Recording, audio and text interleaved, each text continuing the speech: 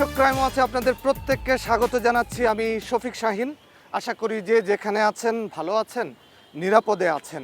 পথটা ঝুঁকিপূর্ণ, ধরা পড়লে গুলি নয়তো কারাবাস, আর নৌকা ডুবলে সলিল সমাধি। সেই করুণ দৃশ্য নাড়া দিয়ে যায় সারা বিশ্বের বিবেক। কিন্তু তারপরও কেন এই অজানা পথে পাড়ি জমায় আমাদের দেশের তরুণ তরুণীরা? কিভাবে সেই জীবন মৃত্যুর সন্ধিক্ষণ থেকে ফেরত আসলেন তারা?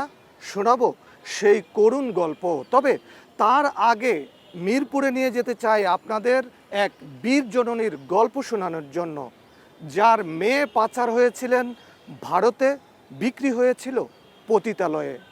সেই মেয়েকে উদ্ধার করতে কিভাবে নিজে স্বেচ্ছায় পাচারের শিকার হয়েছিলেন মিরপুরের সেই মা, তুলে ধরছি তার বীরত্বের গল্প।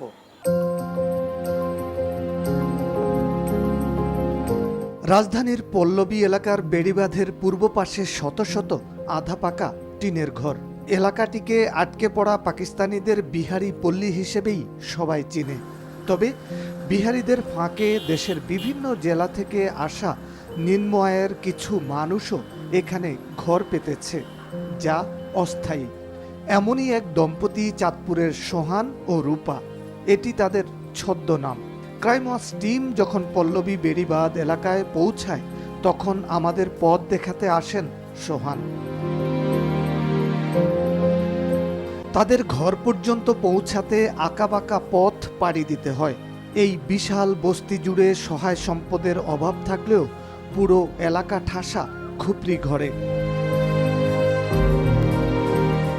মানুষের দঙ্গল পেরিয়ে আমরা প্রবেশ করি সোহান রূপা দম্পতির ঘরে। তারা জানান 21 বছরের দাম্পত্য জীবনে 4 সন্তান আসে কোল জুড়ে।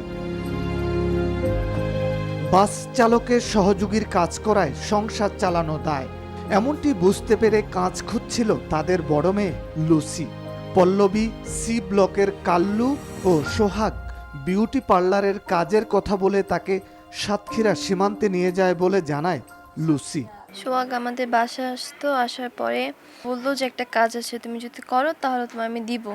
তাই আমি বললাম কি কাজ? বলে পার্লারের কাজ। তো আমি রাজি হয়ে গেলাম। একদিন সন্ধ্যার দিকে আসলো আমার বাসায়, তুমি রেডি হও, এখন নিয়ে যাব কাজের জন্য। তো আমি রেডি হলাম, ওইখান থেকে সাতক্ষীরা নিয়ে গেল আমাকে। সেখান থেকে লুসিকে ভারতে পাচার করে কাল্লু ও সোহাগ। কাল্লু ও সোহাগ সম্পর্কে মামা ভাগ্নে। তাদের সহযোগী সাতক্ষীরার বিল্লাল। বিল্লাল লুসিকে অবৈধ পথে ভারতে ঠেলে দেয়। সাতক্ষীরা যাওয়ার পরে যখন বর্ডারের কাছাকাছি না হলো, তখন আমি জানতে পারি যে আমাকে বিক্রি করা হবে। তখন আমি ওইখানে কান্নাকাটি করি যে আমি যাব না। তখন ওনারা আমার ভয়ভীতি দেখায়, এখানে মায়েরা ফেলবো, তুমি যদি আমাদের কথা না শুনো তাহলে এখানে মেরে ফেলবো, কখনো বাসা যেতে পারবে না, তুমি তোমার বাপ মাও জানবে না যে আমি তোমাকে নিয়ে আসছি, মায়েরা এখানে ফালায় দেবো তোমাকে। তারপরে ওইখানে নৌকা উঠায় দিল। ওই পারে পার করার পরে ওইখান থেকে লোক এসে আমাকে ওনাদের বাসায় নিয়ে গেল। সেখানে যাওয়ার পর লুসি জানতে পারেন তাকে টাকার বিনিময়ে বিক্রি করেছে কাল্লু, সোহাগ ও বিল্লাল। বিউটি পার্লারের কাজের কথা বলে পাচার করা হলেও তাকে বাজে কাজে ব্যবহার করা হচ্ছে বলে আশঙ্কার কথা মোবাইল ফোনে বাবাকে জানান লুসি। যখন নৌকা উঠেছিলাম তখন আমার কাছে মাঝি ছিল, মাঝির হাত পা ধরে ফোনটা নিই। তারপর আমি বাবাকে কল দিই যে বাবা আমাকে বাঁচাও, আমাকে ইন্ডিয়া পাচার করে দিচ্ছে বিল্লাল। আমি বেশি কিছু বলতে পারি না, কালু সোহাগের নাম বলতে পারি না, শুধু বিল্লাল বলতে পেরেছিলাম। অন্ধকার সেই জগতে এক যুবকের সাথে পরিচয় হয় লুসির। তার মাধ্যমে যোগাযোগ হয় দেশে থাকা মা বাবার সাথে। একটা ছেলে আসতো আমার কাছে, মিঠুন, ওর নাম্বারটা আমাকে দিয়েছে। ওই নাম্বারটা আমি আমার বাবাকে কল দিই, ওই ফোনটা দিয়ে বাবাকে কল দিয়ে ওই মিঠুনের নাম্বারটা আমি বাবাকে দিই। এমন তথ্য পাওয়ার পর থেকে মেয়েকে উদ্ধারে দাঁড়ে দাঁড়ে ঘুরতে থাকেন লুসির মা, কিন্তু কাজ হয় না। পাচারকারীদের অন্য একজনের সাথে যোগাযোগ করেন লুসির মা রূপা। রূপাকে তিনি লুসির মা হিসেবে চিনতেন না। 80,000 টাকা 2টা রুম বিক্রি করছি। বস্তির এই রুম তো বেশি টাকা পাই নাই। একটা বাজার থেকে একটা চুলের খোপা কিনে আনছি। ওই চুলের খোপার মধ্যে আমি নিজের হাতে ওইটা সেলাই করে ভিতরে পাড়ের মধ্যে, কাপড়ের পাড়ের মধ্যে আমি ওই টাকাটা ঢুকাইছি। তারপর আমি কালুর লগে যোগাযোগ করি সোহাগের আড়ালে। পরে কালু আমারে কইলো যে এখন তো বাহিরের রাষ্ট্রে লোক নেয় না, তো আপনি ভারতে যেতে পারবেন। তারপর 2 দিন পরে আমি রওনা দিলাম। সকালবেলা আমি রওনা দিলাম, সন্ধ্যার মধ্যে আমি পৌঁছাইয়া গেলাম ওই কাল্লুর সঙ্গী সাতক্ষীরা। তখন বেল্লাল আসলো হুন্ডায় কইরা, আর একটা অটোতে কইরা আমারে বেল্লালের বাসায় নিয়ে গেল। মেয়েকে উদ্ধারে অজানার পথে পাড়ি জমান রূপা। তিনি জানান, অবৈধ পথে সীমান্ত পার হতে গিয়ে ভারতীয় সীমান্ত রক্ষী বাহিনী বিএসএফের হাতে ভয়ঙ্কর নির্যাতনের শিকার হয়েছেন। বিএসএফের হাতে ধরা খাইয়া গেছিলাম। বিএসএফ আমাকে আমার শরীরে অনেক আঘাত করছিল, আর আমার এদিকে বাড়ি পড়ছিল, আমার এই পাশটা বাড়ি পড়ছিল। আমি অনেক আঘাত পাইছিলাম ওই সময়টায়, আর সঙ্গে সঙ্গে আমার বেলাট ভাঙছিল অনেক। দ্বিতীয় দফায় সীমান্ত পার হয়ে ভারতে যাওয়ার পর তার উপরও নেমে আসে অন্ধকার জগতের হিংস্র থাবা। সেই সবও মেনে নেন মেয়েকে উদ্ধারের আশায়। আমাকে নয়াদিল্লি নিয়ে গেল, নেপালি লোক আসলো, ওই নেপালির হাতে আমাকে দিয়ে তারা চলে আসলো। নেপালি আমাকে নিয়ে গেল ওখান থেকে জিব রোড 59 নাম্বার বাসার 4 তলায় আমাকে উঠালো। তারপর তো আমার উপরে যাই হোক যা হলো আপনারা বুঝতেই পারতেছেন, আমি আর কি বলবো। কারণ আমার মেয়ের জন্য আমি সব করতে পারতাম। পুরো পৃথিবী যদি আমাকে বলতো ওই সময় আমাকে ছিঁড়ে খাবে, আমার কাছে কোনো কষ্ট মনে হতো না। যদি পারতাম আমি আমার মেয়ের ভাগটাও আমি নিয়ে নিতাম ওই মুহূর্তটায়। অমানবিকতার চরম আঘাতে জর্জরিত রূপা সময় খুঁজতে থাকেন বন্দি দশা থেকে মুক্তির। সেই সাথে মেয়ের সন্ধান পাওয়ার আশায় থাকেন তিনি। জীবনের ঝুঁকি নিয়ে চলন্ত ট্রেন থেকে ঝাঁপ দেন রূপা। বোম্বাই নেওয়ার জন্য আমাকে রওনা দিল তারা। যখন ওই নয়াদিল্লি এসে যখন ট্রেনে উঠালো, তখন আমি ওই অবস্থায় দৌড় দিয়ে ট্রেনের ভিতরে মানুষের মধ্যে দৌড় দিয়ে আমি জাম মেরেছি। তারপরে ওই মিঠুন আসলো সকালবেলা 7:30-8টার মধ্যে চলে আসলো। আসার পর আমাকে বলল যে আপনি এখানে পাঞ্জিপাড়ায় আপনার মেয়েকে দেখে আসছি, তো আপনি লোকজন নিয়ে ওখানে যান। স্থানীয় চেয়ারম্যানকে বোঝানোর পর তিনি দলবল নিয়ে হাজির হন পতিতালয়ে, যেখানে রাখা হয়েছিল লুসিকে।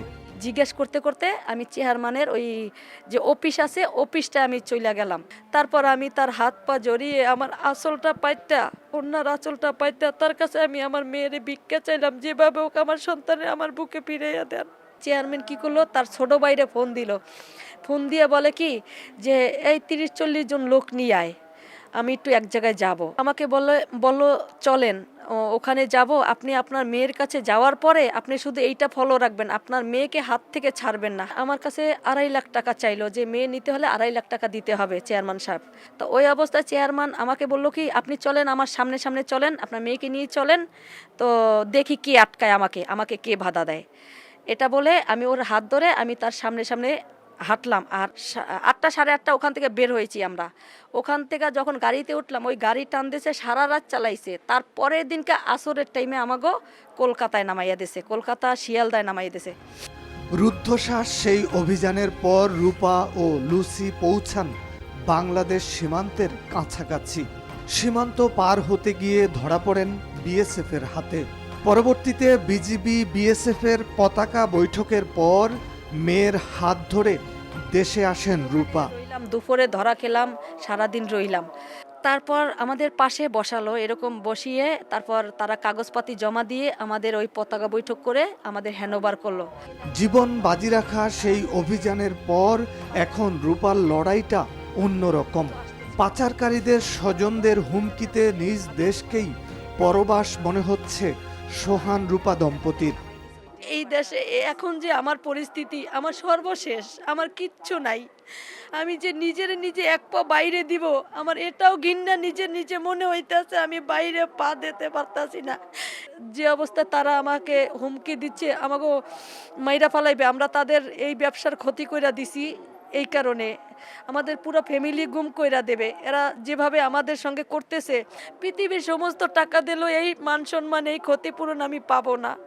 কিন্তু আমি যদি আরও কোনো একটা মায়ের জীবন বাঁচাইতে পারি, ওই উপর আল্লাহ আমারে কোনো না কোনো দিক থেকে আমাকে ভালো রাখবে। এই আসামি বলল মানে নারী নির্যাতন মামলা তো খাইছি, তাতে সমস্যা নাই, তো লাগলে আমরা মার্ডার মামলাও খাবো, কোনো সমস্যা নাই। তো এরকম ওদের ফ্যামিলিতে কথাবার্তা হতেছে যে ওরা মানুষ কন্ট্যাক্ট করছে আমাদের দুইজনকে নিখোঁজ করার জন্য। দর্শক, শত নির্যাতনের পথ পেরিয়ে মেয়েকে নিয়ে বীরের বেশে দেশে ফিরেছিলেন মিরপুরের রূপা। আর ভারতে দুই বোন একসাথে পাচারের পর কিভাবে ছোট বোনের সামনে থেকে বড় বোনকে হাওয়ায় মিলিয়ে দিল পাচারকারীরা। কানাডায় নিয়ে যাওয়ার কথা বলে ভারতের কেরালায় পাচার করা হলো সাভারের দুই বোনকে। একজন বন্দিদশা থেকে জীবন বাজি রেখে পালিয়ে আসতে পারলেও অন্যজনের এখনো কোনো হদিশ নেই। মামলা হলো, ধরা পড়ল মানব পাচারকারীরা। জামিনে বের হয়ে আসার পর উল্টো সেই দুই বোনের বাবাকে মিথ্যা মামলায় জড়ালো মানব পাচারকারীরা। সেই পিতা এখন কারাগারে। তবে কি মানব পাচারকারীরাই শক্তিশালী?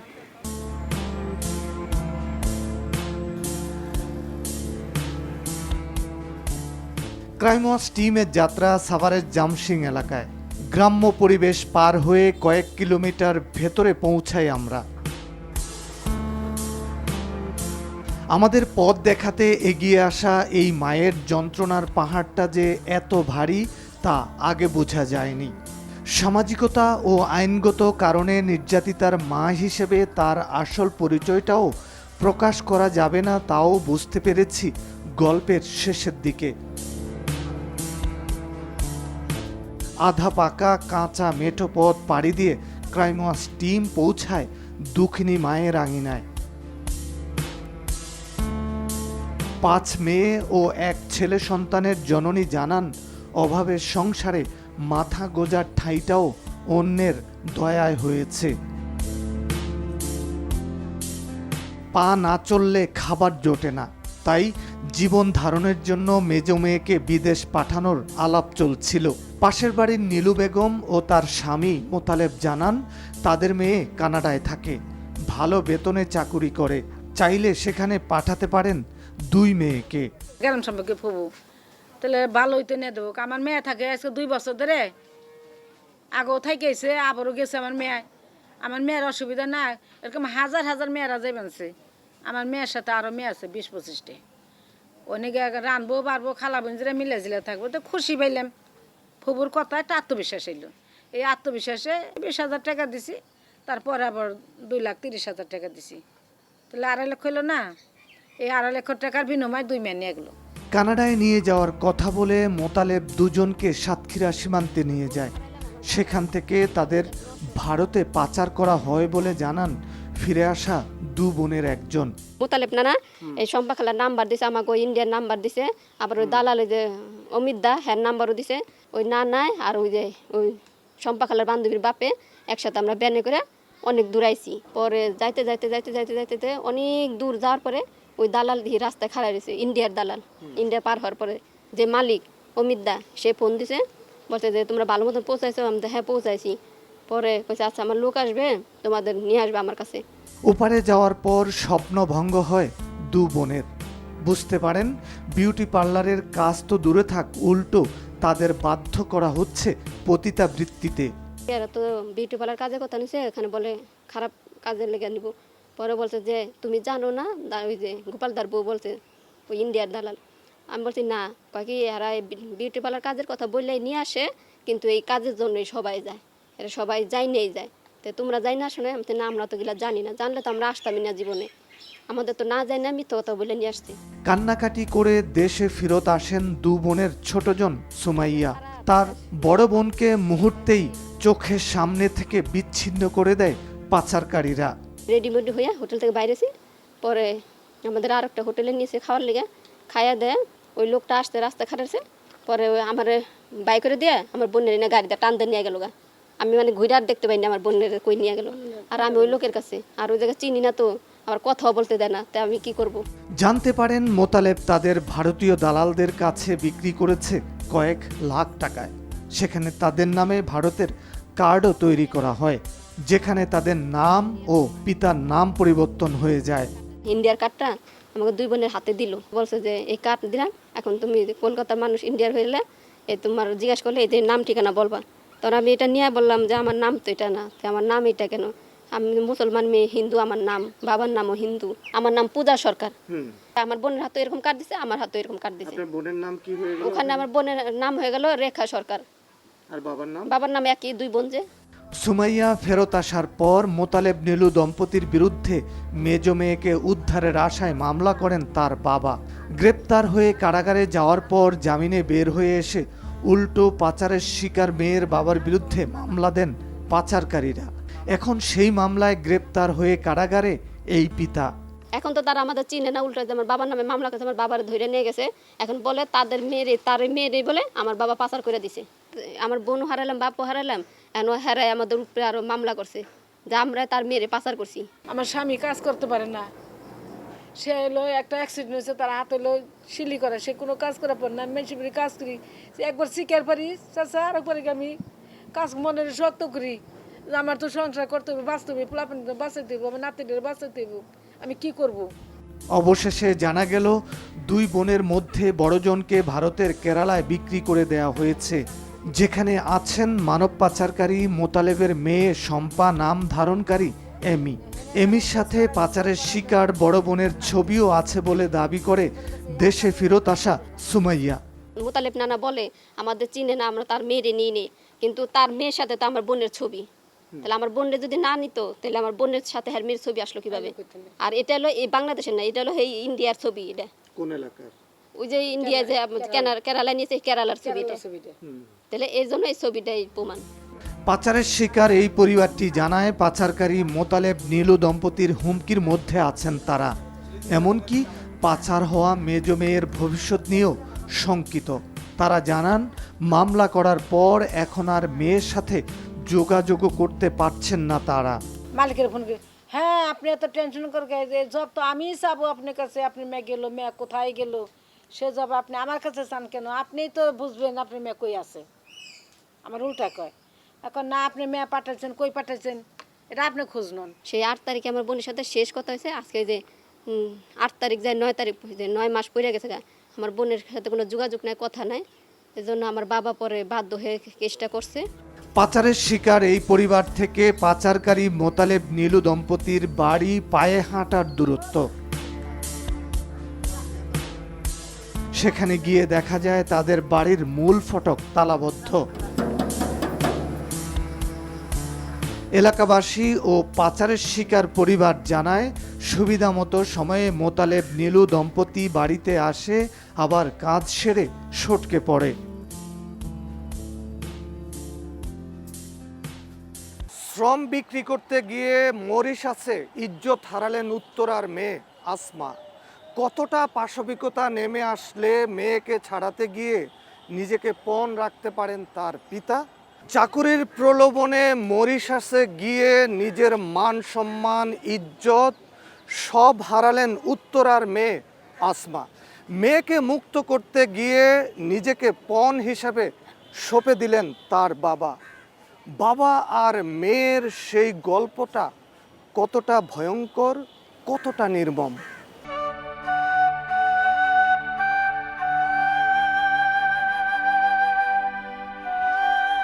সব হারানো এক তরুণীর নাম আসমা। এটি তার ছদ্মনাম। শারীরিক ও মানসিকভাবে এতটাই নির্মমতার শিকার যে তার নাম পরিচয় প্রকাশ হানিকর। এই তরুণী জানালেন উত্তরা এলাকায় তাদের বসবাস। অভাব অনটনের সংসারে সচ্ছলতার আশায় বিদেশ যেতে চান তার বাবা। সেই আলোচনা করতে একদিন আসমাকে নিয়ে আদম ব্যবসায়ীদের কাছে যান তার বাবা। আসমার পিতাকে নয়, উল্টো দালাল চক্র বিদেশ যাওয়ার জন্য প্রলুব্ধ করে আসমাকে। গোলাম রাব্বির অফিসে আমার বাবা আর আমি দুজনেই একসাথে যাই। যাওয়ার পর হচ্ছে গোলাম রাব্বির যিনি কাকা উনি আমাকে বললেন যে আপনার এই মেয়েটা তো ঠিক আছে, আপনার মেয়েকে কেন পাঠিয়ে দিতে পারছেন? আমার বাবাকে বলছে আপনার মেয়েটাকে যদি আপনি পাঠিয়ে দিতে পারেন সুযোগ সুবিধা ভালো হবে, কারণ আপনাকে আপনার এই মেয়ে পারবে বিদেশ পাঠিয়ে দেওয়ার জন্য। আমি জিজ্ঞেস করি, তখন উনি বলল খেয়ে দিয়ে থেকে 30,000 টাকা তুমি পাবা। তখন হচ্ছে আমার বাবাকে আমি বলি যে বাবা আমি বিদেশ যাব। মরিশাসে গিয়ে তৈরি পোশাক কারখানায় চাকুরি পেলেও তার উপর মালিকের নজর পড়ে বলে দাবি করেন আসমা। ক্যান্টিনের যিনি ম্যানেজার আছেন ওনার নাম হচ্ছে আসলাম। উনি বলতেছে যে আমাদের তোমার ব্যাপারে তোমাদেরকে নিয়ে তো একটা সুখের সংবাদ আছে। আমি বললাম যে ভাইয়া কিসের সুখের সংবাদ? তখন বললো আমাদের যে বস আছে বস তো তোমাকে পছন্দ করে ফেলছে। তখন আমি বললাম কোন বস? তখন বলে এই প্রতিষ্ঠানের যিনি মেন মালিক ওনার নাম হচ্ছে অনিল কোহলি, উনি হচ্ছেন ইন্ডিয়ান নাগরিক। তৈরি পোশাক কারখানার মালিকের কাছে আসমাকে যেতে বাধ্য করেন বাংলাদেশ থেকে যাওয়া কিছু দালাল, এমন দাবি আসমার। বাবুর্চিদের লিডার আসলাম, ওনার কাছে যাই। ওনার কাছে যাওয়ার পর হচ্ছে তখন উনি বললো যে আমারও তো একজন বস আছে, ওনার নাম হচ্ছে শাহ আলম, উনিও বাংলাদেশি। তখন উনি বললো যে শাহ আলম আছে, ওই আপনি ওনার সাথে কথা বলতে পারেন, উনি হচ্ছে বসের একদম ক্লোজ একটা বন্ধু। শাহ আলম আমাকে ফোন করে যে বসে তোমার সাথে কথা বলবে, তুমি বসের সাথে সরাসরি কথা বলো হয়তো বা এটার ভালোই একটা সমাধান হবে। কোম্পানির ভিতরে বসের সাথে কথা বলাই চলবে না, বসের সাথে কথা বলা চলবে না, আমরা বসের বাসায় যাব, তোমাকে আমরা নিয়ে যাব, আমি নিয়ে যাব, বিশেষ করে কোনো সমস্যা হবে না, তুমি আমার প্রতি বিশ্বাস রাখতে পারো। বসের সাথে আমার সরাসরি কথা বলায়, বসের পাশে আমাকে নিয়ে বসায়। এমন পানির কালার ছিল, স্যার কী করলো যে আমার মুখের ভিতরে এটা মানে মাসাজ করে দিল, এভাবে লাগিয়ে দেওয়ার পর হচ্ছে মানে এক মুহূর্তে আমার শরীর এত ঠান্ডা হয়ে গেল। মানে আমার সেন্স আছে কি হচ্ছে না হচ্ছে আমি সম্পূর্ণ কিছু বুঝতেছি, কারণ আমি কথা বলতে পারছিলাম না। দেখি যে শাহ আলম বাইরে থেকে দরজা আটকে দিচ্ছে। মাসের পর মাস আসমার উপর নেমে আসে নির্যাতনের খড়গ। এমনকি আসমার উপর যে পাশবিকতা চালানো হয় তার ছবিও তুলে রাখে ধর্ষকেরা। এটা একবারে না, এটা প্রতিনিয়তই হয়েছে। এটা তো ফার্স্ট টাইম তো আমার ইচ্ছার বিরুদ্ধে হয়েছে, পরবর্তী তো ইচ্ছার বিরুদ্ধেই হয়েছে। তো ওরা নাকি সেদিন ভিডিও ধারণ করে রাখে আমার। বস তো তোমাকে খুব পছন্দ করে ফেলছে, এখন আবারও যাওয়া লাগবে। কারণ এই ব্যাপারটা আমি কার কাছে বলবো? আর এটা বললে কি কোনোদিন আমাকে এটা মেনে নিবে? অবস্থা খারাপ করে দিবে ওরা। ভিডিও ধারণ করা আছে, ভিডিও ভাইরাল করে দিবে। তো এটার জন্য আমার বাধ্য হই। তার পরের গল্পটা আরো ভয়ঙ্কর। ফুরকান হচ্ছে শাহ আলমের ভাগিনা হয়, সে ওরা সাথে ছিল যখন নাকি আলতা করার সাথে সাথে দেখে যে আমার 4 সপ্তাহ না 5 সপ্তাহের একটা বাচ্চা আছে। হাসপাতালে নিয়ে আসা হয়। এক পর্যায়ে হচ্ছে রাত্রে যেদিন শুই দিই সেদিনের রাত্রে এই বাচ্চাটা এমন হয়ে যায়। এমন চতুর্মুখী নির্যাতনের হাত থেকে বাঁচতে দেশে চলে আসতে চান আসমা, কিন্তু দেশে আসার পর তিনি মুখ খুলতে পারেন, অপরাধী চক্রের বিরুদ্ধে আইনগত ব্যবস্থা নিতে পারেন, এমন আশঙ্কা থেকে চালাকির আশ্রয় নেয় গার্মেন্টস কর্তৃপক্ষ। আমি শাহ আলমকে এক পর্যায়ে বলি যে ভাই আমি বাংলাদেশ চলে যেতে চাই, আমি এখানে থাকবো না, যাই করছেন আমাকে এখানে ছেড়ে দেন, আমাকে আল্লাহর রাস্তায় ছেড়ে দেন, আমাকে মেরে ফেলেন না আপনারা, কারণ এইভাবে আমি তিলে তিলে মরে যাচ্ছি। তখন উনি বলে তোমার বাবাকে আনলে তোমাকে আমরা বাংলাদেশ পাঠিয়ে দিব। নভেম্বর মাসের 28 তারিখ হচ্ছে মরিশাস গিয়ে আমার বাবা পৌঁছায়। নভেম্বর মাসের 2020 সালে আমার বাবা পৌঁছায়। বাংলাদেশে গিয়ে যদি তুমি মুখ খুলো এখানে তোমার বাবা আছে, তোমার বাবাকে আমরা গাইড করে দিব, এটা হচ্ছে 1 নাম্বার। আমাকে এমন একটা হুমকি দেওয়া হয়। আর তারপর হচ্ছে আমাকে আরেকটা হুমকি দেওয়া হয় যে তুমি ওখানে গিয়ে যাই করো, তোমার ভিডিও ধারণ করা আছে, আমরা এক একটা মনে করো স্ক্রিনশট নিয়ে মনে করে এগুলো ভাইরাল করে দিব। মেয়েকে জিম্মি অবস্থা থেকে উদ্ধার করতে মরিশাসে পাড়ি জমান আসমার বাবা। তারপর 2020 সালের 27শে ডিসেম্বর দেশে ফেরেন আসমা। পেছনে রেখে আসেন তার সব কিছু। ডিসেম্বর মাসের 28 তারিখে আমি বাংলাদেশে পৌঁছে যাওয়ার পর শাহ আলম বলে গেছো ভালো কথা, কেউ কিছু কোনো জানাইও না, সাবধান। এজেন্সিকে আমি প্রথমত এটা দোষারোপ করব। আর বিদেশ যাওয়ার পর হচ্ছে বস আমাকে চয়েস করেছে, বস চয়েস করার পরে হচ্ছে শাহ আলম যিনি, এই শাহ আলমই হচ্ছে 1 নম্বরে আছে, যে শাহ আলম এখানে সহযোগিতা করেছে। শাহ আলম, ফুরকান, সিদ্দিক, আসলাম এরা হচ্ছে সহযোগিতা করেছে বসের সাথে। দেশে আসার পর যখন পাচারকারী ও নির্যাতনকারীদের বিরুদ্ধে মামলা করেন আসমা, তখন তারাও আসমার বিরুদ্ধে কুৎসা রটনা শুরু করে সামাজিক যোগাযোগ মাধ্যমে। আমাকে পাঠিয়ে দিয়ে আমার বাবাকে ওখানে জিম্বি রাখা হয়েছে। শাহ আলম ওর ফেসবুকের আইডি দিয়ে ও এটা আমার ভিডিও ধারণ করে ও এটা ছড়িয়েও দিয়েছে।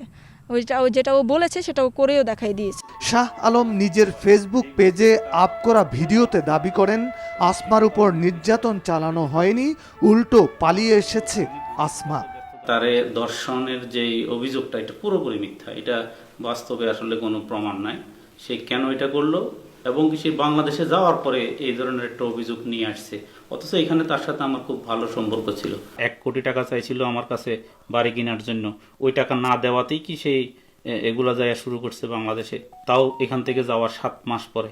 দর্শক, নির্যাতিতদের যে আকুতি ও অভিযোগ তার সুষ্ঠু তদন্ত হওয়া দরকার। তাহলে তারা যেমন ন্যায় বিচার পাবেন, তেমনি যাদের বিরুদ্ধে এই অভিযোগ তারা নির্দোষ হলে এই দায় থেকে মুক্তি পাবেন। ক্রাইম ওয়াচের শেষ প্রান্তে আমরা অপরাধের তথ্য দিন। আপনার পরিচয় গোপন রেখে ক্রাইম ওয়াচ টিম হাজির হবে আপনার দেখানো পথে। মুখোশ খুলব অপরাধীদের। আমাদের সাথে যোগাযোগের ঠিকানা প্রযোজক ক্রাইম ওয়াচ, এনটিভি, বিএসসি ভবন, 102 কাজী নজরুল ইসলাম এভিনিউ, কারওয়ান বাজার, ঢাকা 1215।